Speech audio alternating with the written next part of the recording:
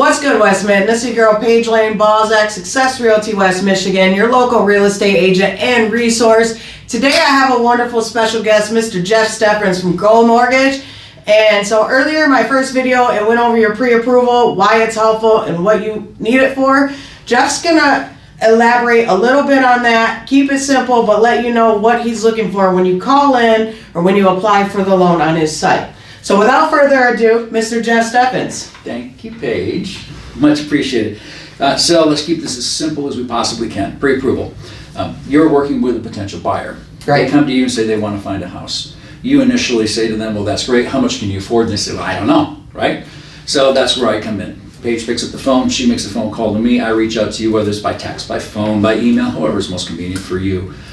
And I'm going to ask you a bunch of questions. We're going to get to know one another. I'm going to try to figure out where it is you want to go, how much you want to spend. Do you have a monthly budget that you don't want to exceed? These are all important pieces.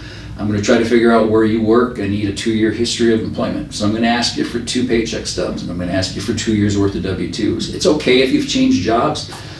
Changing job is normal. It's natural. It happens. I just have to document 24 full months of employment status. You can even have a break in employment. I still need to document that you've worked for at least 24 months.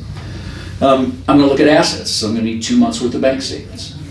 I don't care where you spend your money, so don't be afraid of me sending your bank statements. I'm not actually analyzing the piece. You don't have time for that. No, I have no time for that. However, I do look for deposits that are off the normal pattern. So if you have your payroll deposited on a regular basis, right? I see an ACH comes into your account, but if there's suddenly a $2,500 deposit, I got to source where it came from. So that's really all I'm looking for on the bank statements, and to show that you've got enough cash to be able to close the loan that you want on the sale price that you wish to have, because of course you need money to buy a house. So unless of course we talk about other products, which is a different video. That'll be a different video. Right. But when you talk about sourcing, can you explain that just a little bit more so people understand what you mean? So say we just threw in $2,500 cash. Say we went 1 slot and we threw in $2,500 cash. Right. How do you have to source it? I have to prove that you, Paige, as a Paige Realtor, did give money to that buyer to go buy a house. I have to show that interested parties aren't contributing any cash to the transaction, so there's no fraud involved. No shady stuff. You hear that? No shady stuff. No shade. Need a paper trail, right? Need a paper trail on everything you do. You sell a vehicle, make sure you keep a photo of the title. Make sure you actually do a purchase agreement. Try to get a check or a cashier's check from them if possible. Don't take cash. Put the money into the bank. I'm going to need the deposit slip that happens as well. Those are not normal transactions, but if you do these things, I need to know it. Let's say you do shipped and you're getting tips. I'm going to look at your shipped history. Got it. And then I can show you got a tip. But there should be some transactional history of you depositing tips as well. If you're in a situation where you do earn tips, you're a bartender, you're a server, you guys always keep money under the pillow. You always keep it under the mattress. Put it in the bank. Please put it in the bank.